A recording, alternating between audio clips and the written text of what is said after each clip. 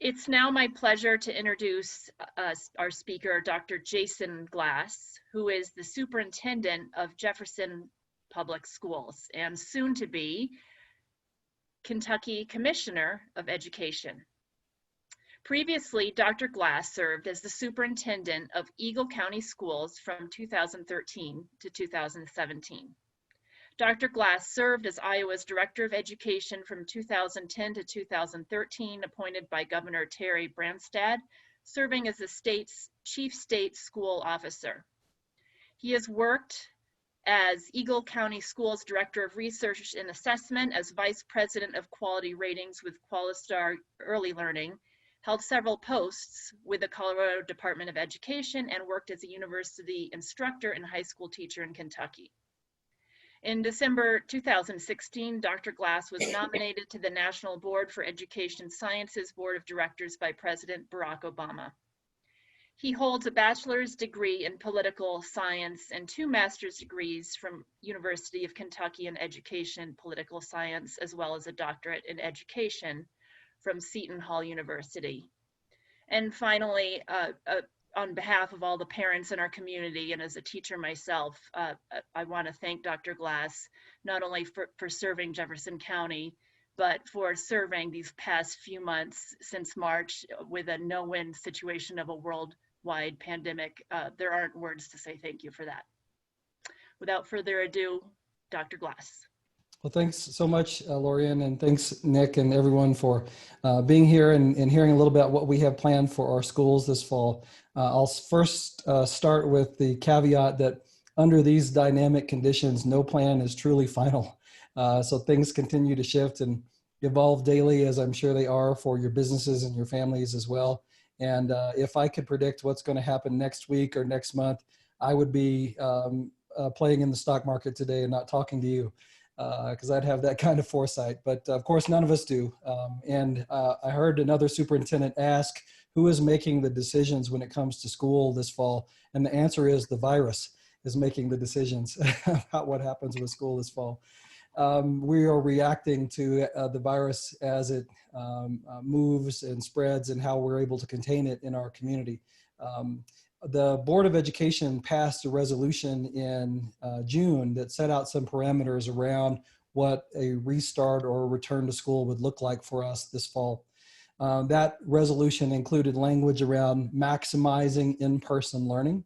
It also said that the district should prepare contingency plans to move into hybrid models or a mixture of remote learning and in-person learning, and full remote learning or digital learning or learning on computer if conditions warranted. So that's what we've tried to do. We've tried to maximize in-person learning and at the same time prepare for all those different sort of contingencies depending on what the conditions bring us.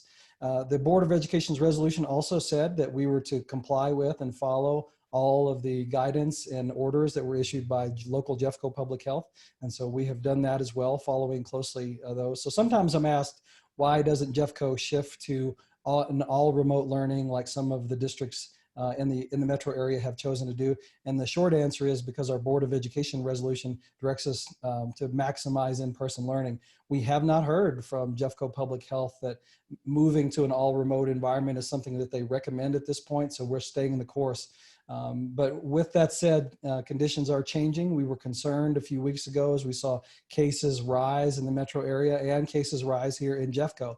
We seem to have done a better job in the past 10 days getting those numbers down, getting that under control. So one request that I would make of everyone in Jeffco and everyone on this call is do all that you can to keep yourself and your family from becoming, and your businesses from becoming a vector by which the virus spreads in our community. If you really want our schools to get back to in-person learning and maximize that in-person learning, keeping the numbers down in our community is the best thing and most supportive thing that you can do to make that happen.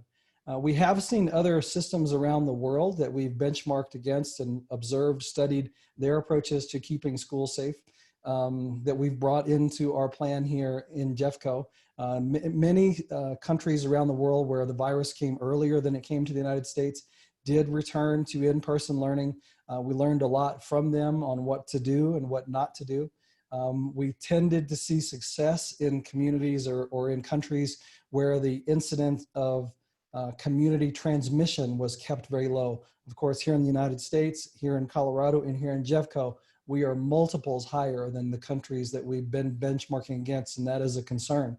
So even though we look at countries like Denmark or Finland or Singapore or South Korea or Chinese provinces for lessons on how we bring school back safely. Jeffco is 3 times higher than any of those countries, 10 times higher than most of those countries in terms of our community transmission. So I can't emphasize enough, help us get school back open by doing the things that we need to do as a community to keep our community transmission down.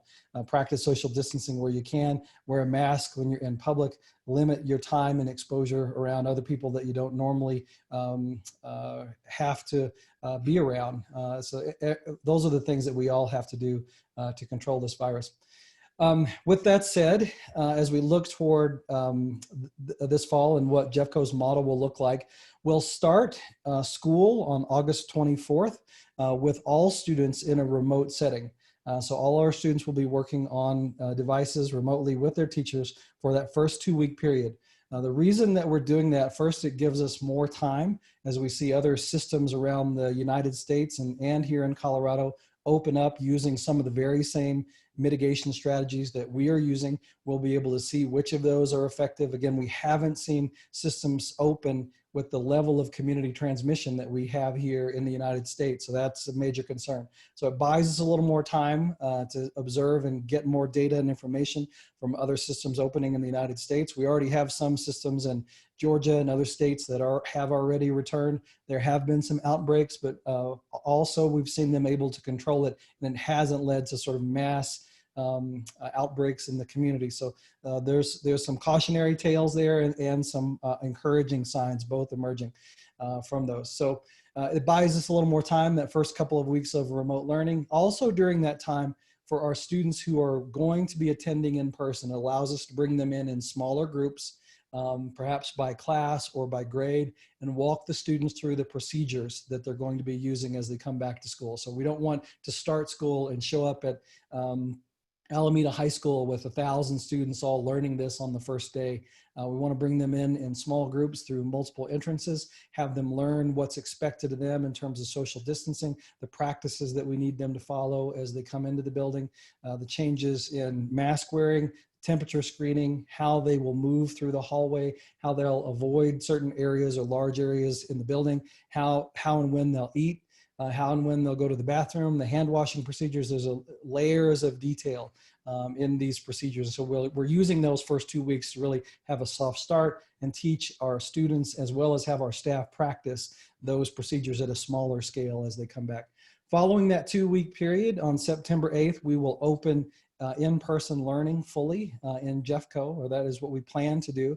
At the elementary level, that will be 100% in-person model. So if you might think about all of our students in Jefferson County, about 30% of our students in Jeffco have requested an all remote experience. And so those students will be learning remotely until such time that there's a vaccine or our numbers in the community drop to a level where the virus is not a threat to us from a public health standpoint any longer. So about 30% of our kids in Jeffco have requested an all remote experience. That leaves 70% of our kids who have requested an in-person experience. The numbers vary from some schools and some parts of our community to the next, but across the district, that's sort of the breakdown: 30% remote, 70% in person. At the elementary level, that's 70% in person. All of those students will be back in school together. Of course, at that level, with that many kids, we're not able to practice social distancing at 6 feet. Our classrooms are just not large enough to accommodate that. So the virus mitigation strategy we're going to rely on heavily at the elementary level is something called cohorting. And so you have a class of, say, 25 students normally. That's we only have 70% of them in place, so we may get that number down to around 20 students in an elementary classroom, and that group of students will stay together for this school year. They won't interact with other groups of students. They won't go into common areas of the building where they interact. They won't go out to the playground and interact. It's almost like we're making a family unit that's about 20 in size. And so if you have an outbreak, the outbreak is contained to that cohort and it doesn't cause a spread that goes across the entire building. So we're relying on that cohorting strategy at the elementary level. At the secondary level, as many of you have experienced, the scheduling is a lot more complicated because you've got students that are taking multiple courses from multiple instructors. And so the cohorting method that we're relying on at the elementary just breaks down and doesn't really work at the secondary level, at middle school and high school. So at that level, we're using what we call a hybrid approach. Half of the students are in the building at any one time and half of the students are working remotely.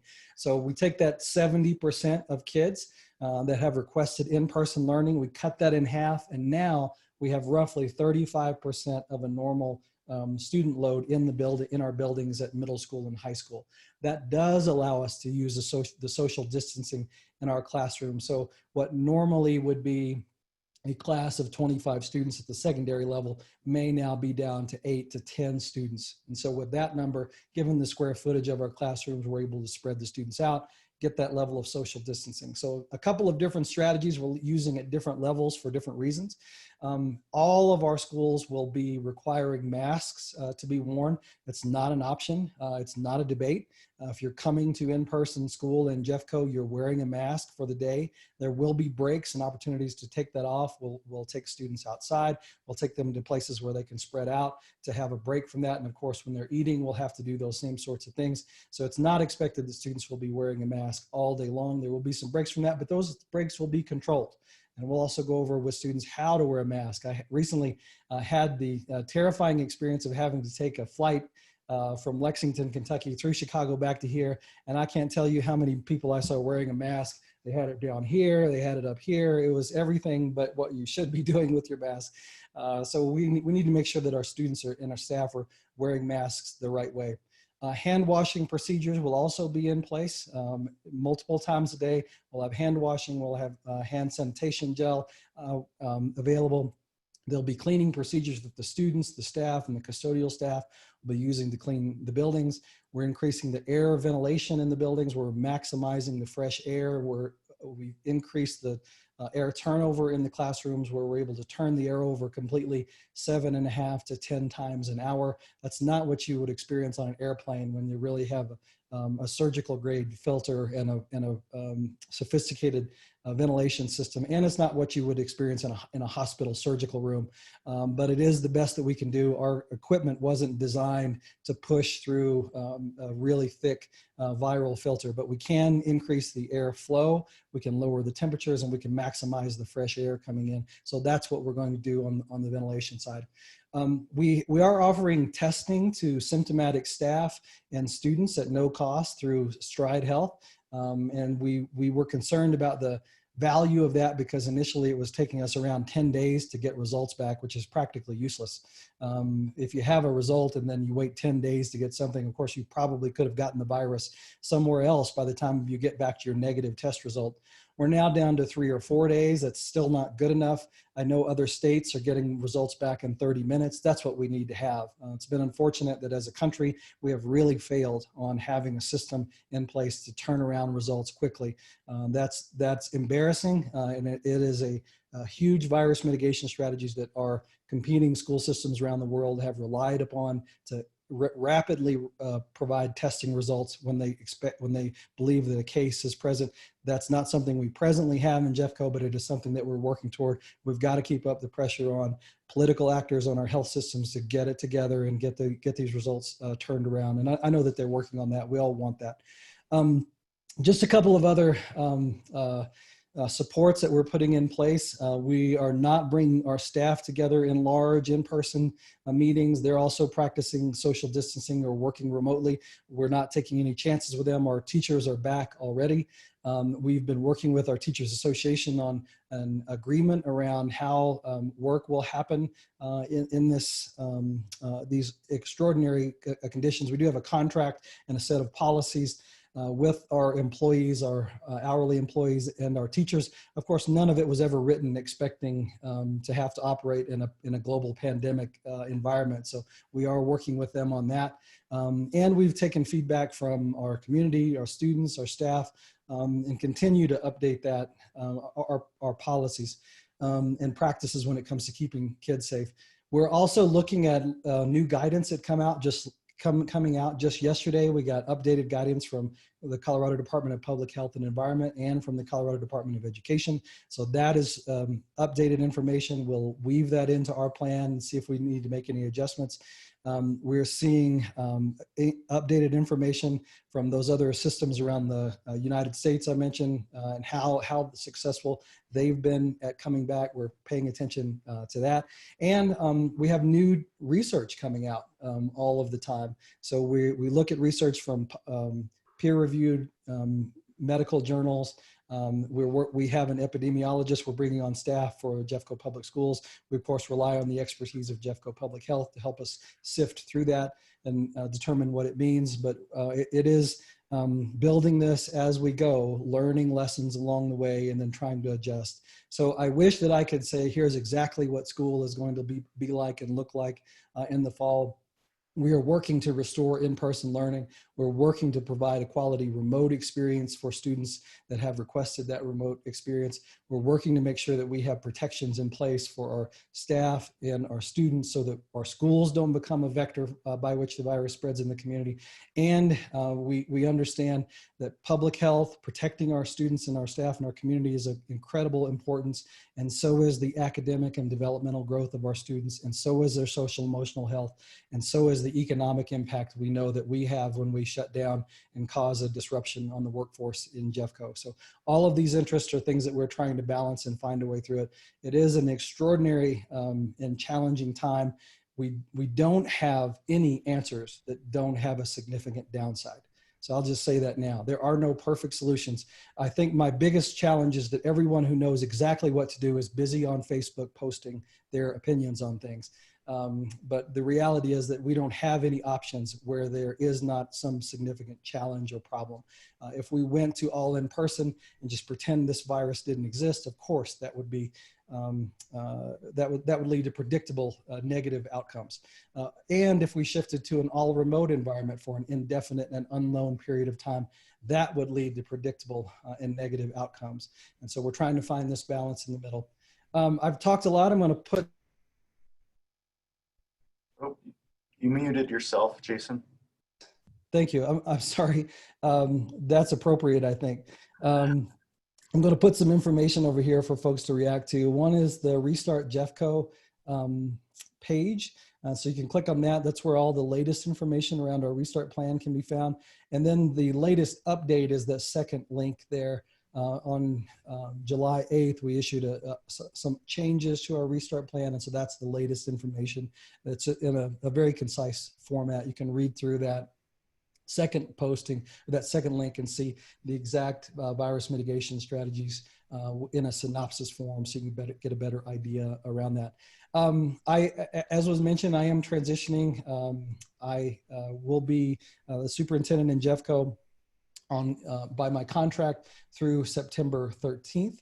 The Board of Education has named an interim superintendent. His name is Christopher Shue. He's presently the deputy superintendent, so he's the second in command. So it's a very natural transition for us. He's also been the person who has been working on this restart plan. He's been in charge of the restart plan from the very beginning. So he's very familiar with all of the challenges we face, and a very capable person. He and his wife have lived here in Jeffco for almost 25 years. They've got kids in the system. Christopher's wife is a teacher in Jeffco, and so they are deeply committed to this community. And I think it's a fantastic choice for the interim superintendent to lead the district through this next phase. I'll be working here up until that time, working closely with Christopher. We've already started moving decisions to him, and I'm really acting as a support to him at this point. And we're both working hard to make sure Jeffco is in a good place to start the school year. Nick, I'll stop there and see if there are any questions or any feedback that folks have, or anything that you want to talk about. Yeah, definitely. I want to thank you. I know you're a busy man with a lot of responsibility right now, and thanks for taking the time out to join us today. And we're an association that is over 200 members. Besides the public and personal health aspects that you asked us to do, and I think that goes without asking as well, but what can an organization that is in the heart of Jeffco, with the majority of our businesses in Jeffco, do for you? Well, in addition to the things that I mentioned, we've got to get our numbers down. I feel a lot more comfortable about where we're headed this fall if we had community transmission rates that were a third lower than where we are now. And so think twice before you go to the barbecue next door where there's going to be 100 people, or think about your businesses that you have and what are you doing to protect your customers and your employees as well, because all of that community transmission can have an impact on us. Every student that walks in our door, every one of our staff members, is a potential person that's a carrier of the virus, symptomatic or not. So I would again emphasize that. In addition to that, I would ask for patience and understanding. I know that we've asked for that a lot this past spring. Things may change again. If we see our virus numbers get out of control, we may have to shift to remote learning for an indefinite period of time to keep everybody safe. That's not what I want. It's not what the board wants. It's not what I think parents in our community want, but it's something that we may have to do. I know that there are a lot of folks that aren't happy with the model that I've just described to you, with our splits of elementary in-person or remote, or the hybrid option or remote at the high school level. I'm not going to be able to provide options that make everyone in Jeffco happy. But I do believe, for the reasons that I've stated, we've put forth an approach to restarting school that's grounded in science. It makes sense. It's benchmarked against other systems that have been successful. It's informed by public health embedded, but things may change. So before you tweet something exciting about a teacher or a school or Jeffco Public Schools, know that we are working really hard to balance all of those competing and difficult interests, understanding that we don't have any perfect options. Yeah. Thank you. One question from the chat there says, I understand that many districts are experiencing a shortage of substitute teachers. Is Jeffco experiencing problems in this area? We haven't seen that yet, but again, school hasn't started yet. So we haven't seen that issue come up so far. We are also redeploying our central staff into substitute and possibly into direct teaching roles. One of the challenges that we're facing right now is that parents are still unsure exactly what they want to do with their kids. It's understandable, and I get it, but the challenge it creates is it makes it difficult for us to allocate or assign employees. In a business, it's the same as if you're trying to staff and operate a restaurant and you don't have any idea how many customers are going to show up and what they're going to order. So that makes it difficult. We have partial information, so we're using what we have to infer and make predictions about what staffing in school may look like. We are assigning some staff to all remote responsibilities. We've prioritized staff that have underlying health conditions, comorbidities, immunosuppression issues first in that. So we want to make sure that if we've got someone that's older, or they've had a lung transplant, or they're immunocompromised, that's the first group that we're going to move into those remote teaching assignments. Then we'll see if we can move staff around within buildings to allow all of our buildings to have the supports they need to operate. And then also move our central staff into those roles, but understanding that our central staff are a few hundred certified staff versus the 5,000 that we have in the district. So I think we'll have to see is the short answer, but right now we're expecting to have sufficient substitutes. If we don't, what we would do is send those kids home for a remote experience until we could get it properly staffed. It may be an issue. Yeah. Thank you. And as you know, I'm going to ask another one from me personally. I'm a healthcare provider, and with so much focus on sanitation and masks and distancing, does the district, has it been brought up at all for any plans on educating on health, on like how to support the body, on how to support the immune system for the kids, so we can take this as not only an educational piece, but an opportunity to learn and educate more about our bodies and how they function and how we can support them in this time and in the future? Right. When it comes to health and science, we have what educators call a teachable moment here, where students are going to be asking, why do I have to wear this mask? Why do I have to wash my hands? Why do I have to distance myself? And so there's a lot that we can teach students about viruses, about the transmission of viruses, about public health. There's a lot that we can also teach them about being aware of their own and their friends and their teachers' social emotional well-being and what they're experiencing through this. Again, in those first weeks of school, when we're doing those soft start, a lot of that work is on establishing these procedures and helping students understand the why behind that. But it's also focused on building relationships. For better or worse, the experience that we had this past spring when we had to transition to all remote learning very quickly, we had the benefit of 6 months of relationships established, where teachers and students had been working together and with each other from that past fall up until March 12th. So we don't have that now. So we're going to have, one of the first things we're going to have to do is reestablish those relationships and build new relationships with our staff and our students and each other.